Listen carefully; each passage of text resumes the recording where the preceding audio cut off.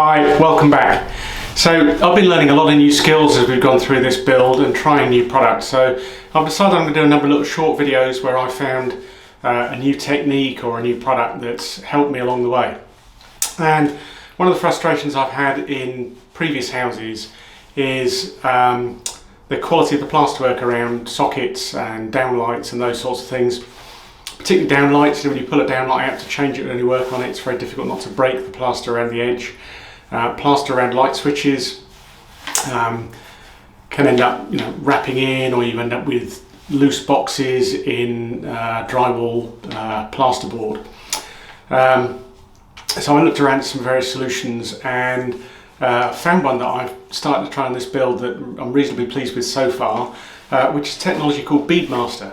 So these little plastic inserts that you can get for downlights or single or double sockets are useful when you're working with plasterboard.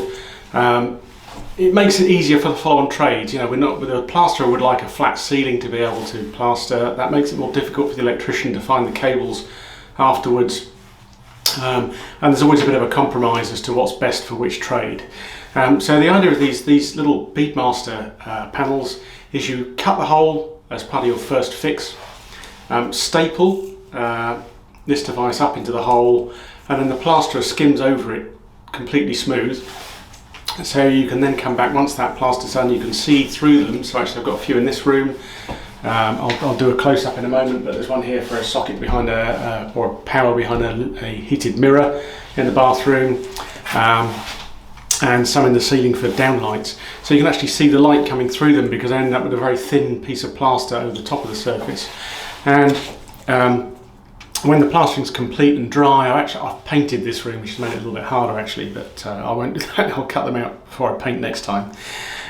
You just cut around the edge, and what I really like that around the downlights is it leaves a nice plastic ridge. So when you're inserting and removing a light, hopefully that won't result in that damaged edge or around the plaster. So they're about £1.50 or so per socket, so it adds a little bit to the cost. But to me, it looks a great way of achieving a good quality of finish. And I'm looking at screwless flush fitting sockets and lights and stuff on this build. So I really do want a nice, smooth, clean plastered edge. So let's have a look.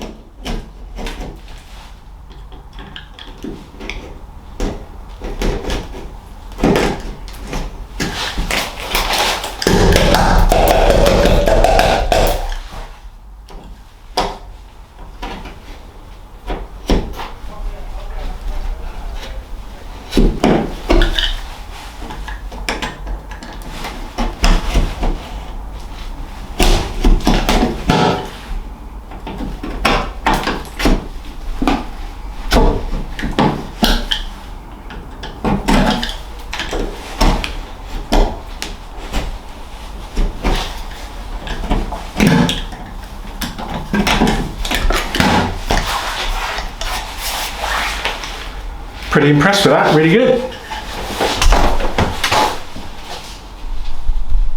Right, so hopefully you can see I've put a bright light behind this spotlight version where I think these become the most valuable, and I can just see that glowing through.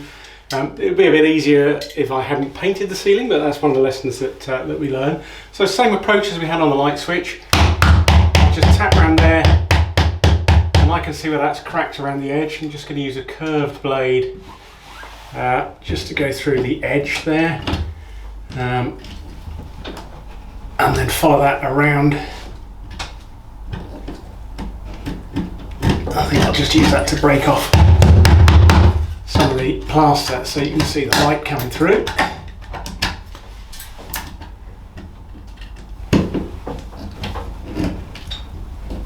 And then just follow that around. Sorry, my hands are in the way a little bit.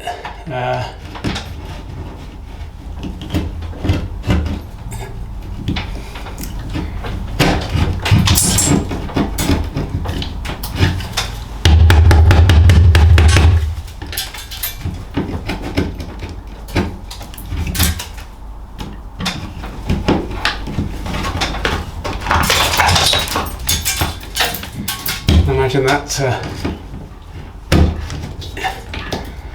the brightness of that light's probably not making that great for you to look at, but hopefully you get the idea. I can take that out. That needs to be a beautiful smooth hole into the ceiling, and I'll just move that out of the way a little bit. I don't know if you can see that. Lovely smooth ceiling, and it leaves a plastic rim inside the edge, so when you're having to take these downlights in and out, as often is the case, particularly if they've got replaceable bulbs, the edge of that can be broken. So I think over time it's going to be a much smoother surface. So great product. I'm going to use these through the house. Certainly the spotlight ones. My plasterer was a little bit unsure of the wall switch ones, as he caught his float on a couple of times and dented his float. But certainly the ceiling ones we both thought were a brilliant idea. So I hope you've liked this video. If you haven't already subscribed to my channel, click subscribe, click like to this link. I'll be coming back with other product and tips as we go through the build. Thanks so much for watching.